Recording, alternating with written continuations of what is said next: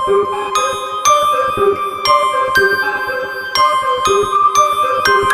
रात अगर सागर पीछे मुड़कर देख लेता तो शायद आज वो जिंदा नहीं होता। साल 2016, मुंबई। हर रोज की तरह सागर पाटेकर ठाणे रेलवे स्टेशन के प्लेटफॉर्म नंबर 3 से ट्रेन पकड़ता था अंबरनाथ ऑफिस जाने के लिए। वही भीड़, वही चेहरे, वही रोज का सफर।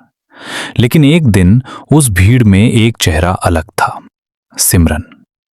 धीरे धीरे नजरें मिली, फिर बातें शुरू हुईं और कुछ ही दिनों में दोस्ती।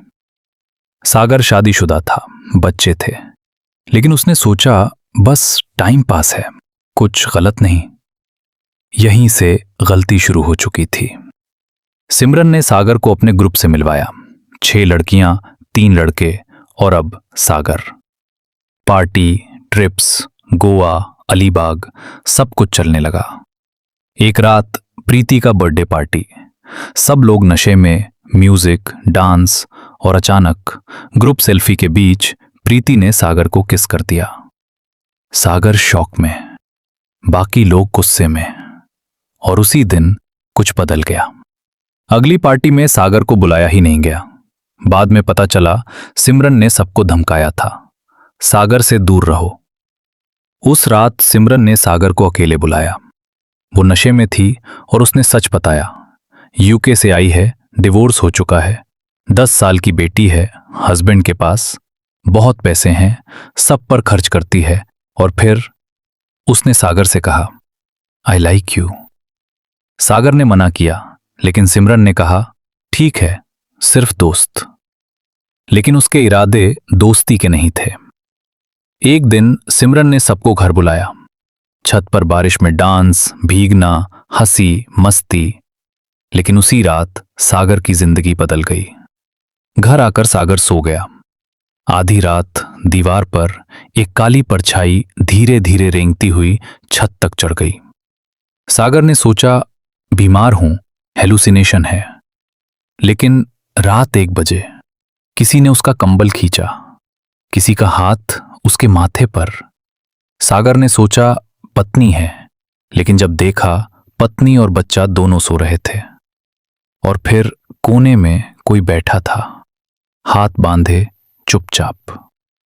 सागर ने हिम्मत नहीं की, बस खुद को ढक लिया।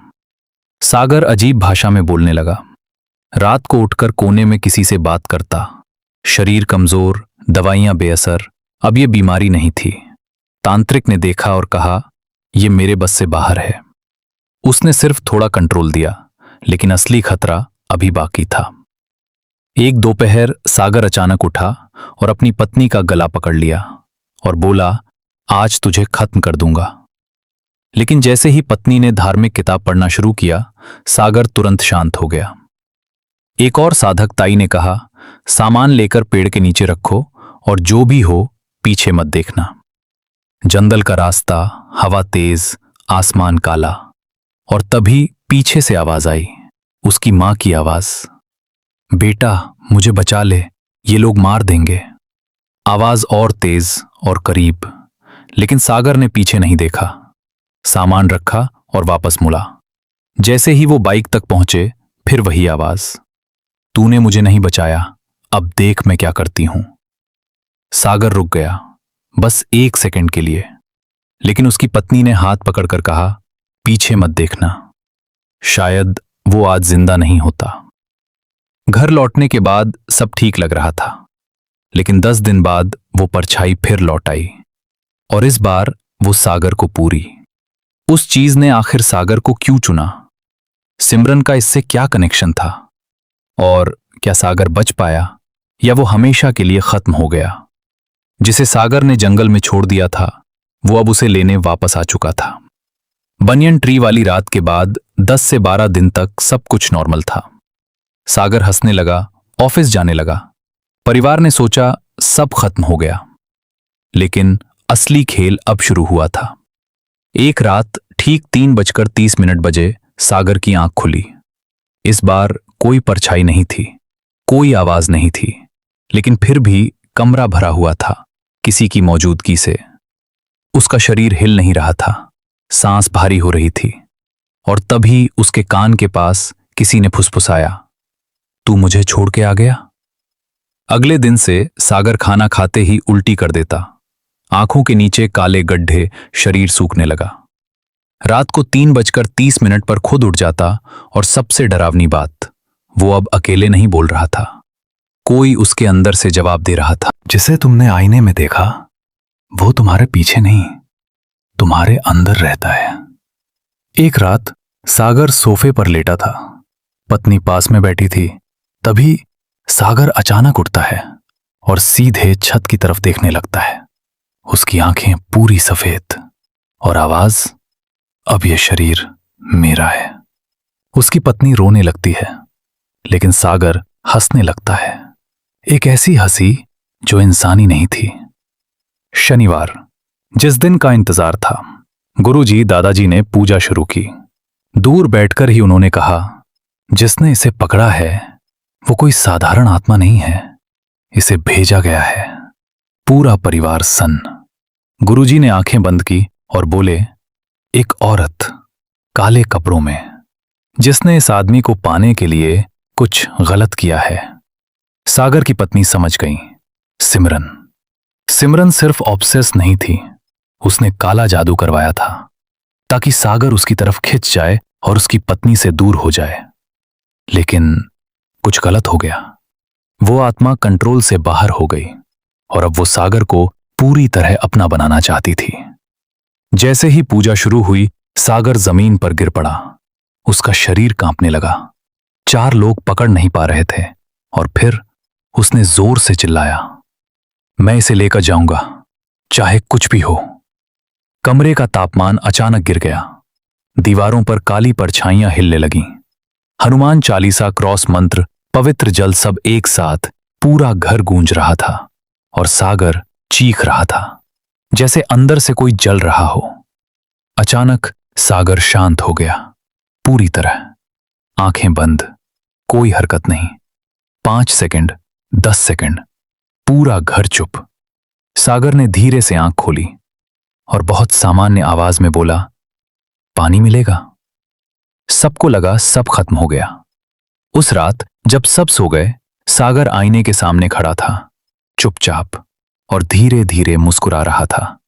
लेकिन आईने में उसका रिफ्लेक्शन मुस्कुरा नहीं रहा था। क्या वो आत्मा सच में चली गई, या अब वो सागर के अंदर नहीं, उसके पीछे खड़ी है? जिसे तुमने आईने में देखा वो तुम्हारे पीछे नहीं, तुम्हारे अंदर रहता है। उस रात जब सागर आईने के सामने खड़ा था, उसकी मुस्कान धीरे धीरे गायब हुई, लेकिन आईने वाला सागर अभी भी मुस्कुरा रहा था। सागर ने डरते हुए हाथ उठाया, लेकिन आईने में उसका हाथ 1 सेकंड लेट उठा, जैसे कोई और उसे कंट्रोल कर रहा हो। उसका दिल जोर से धड़कने लगा। पीछे मुड़कर देखा, कोई नहीं। फिर वापस आईने की तरफ देखा। इस बार आईने वाला सागर उसके पीछे खड़ा था। अगले कुछ दिन सागर ठीक दिख रहा था। ऑफिस जाने लगा, सामान्य बातें। लेकिन रात को वो खुद से बातें करता था। और एक दिन उसकी पत्नी ने सुना, अभी नहीं, सही समय आने दो। एक रात सागर का बेटा उसके पास सो रहा था। अचानक सागर उठता है और धीरे धीरे अपने ही बच्चे की तरफ झुकता है। उसकी आंखें पूरी काली, हाथ आगे बढ़ता है। तभी उसकी पत्नी जाग जाती है और जोर से चिल्लाती है, हनुमान जी बचाओ। जैसे ही आवाज गूंजती है, सागर पीछे गिर जाता है, जोर से चीखता है और दीवार से टकरा जाता है। अगले दिन गुरुजी खुद उनके घर आते हैं। घर में घुसते ही रुक जाते हैं और कहते हैं, ये अब सागर नहीं है, ये सिर्फ उसका शरीर है। सबके पैरों तले जमीन खिसक गई। गुरुजी ने कहा, आज रात आखिरी मौका है, या तो ये आत्मा जाएगी या सागर। पूरा घर तैयार, दिए, मंत्र, पवित्र जल। रात 12 बजे अचानक दरवाजे खुद बंद, खिड़कियां जोर से बजने लगीं, लाइट्स ब्लिंक करने लगीं। सागर जमीन पर गिरा और जोर से चिल्लाया, तुम लोग हार जाओगे। उसकी आवाज अब 2 लोगों की थी। गुरुजी मंत्र पढ़ रहे थे, पर हर मंत्र के साथ सागर और वायलेंट होता जा रहा था। 4 लोग पकड़ नहीं पा रहे थे। उसका शरीर हवा में उठने लगा, बस कुछ इंचेस, लेकिन इनफ टू फ्रीज एवरीवन। अचानक सागर खुद बोलता है, लेकिन उसकी आवाज नहीं थी। सिमरन ने मुझे बुलाया था, उसने सौदा किया था, अब ये मेरा गए, ये साधारण नहीं है। उन्होंने सागर की पत्नी से कहा, अगर इसे बचाना है तो तुम्हें उसे छोड़ना होगा। पत्नी रोने लगी। मतलब? गुरुजी बोले, या तो ये आत्मा जाएगी या सागर की जान जाएगी। पत्नी टूट गई, लेकिन अपने बच्चे को देखते हुए उसने कहा, अगर यही रास्ता है तो उसे मुक्त कर दो।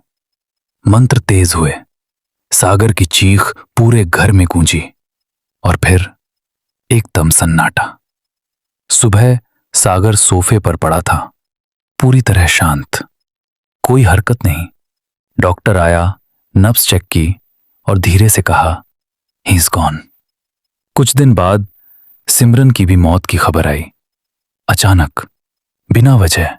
सागर का बेटा एक दिन अकेले खेल रहा था और दीवार की तरफ देखकर मुस्कुरा रहा था।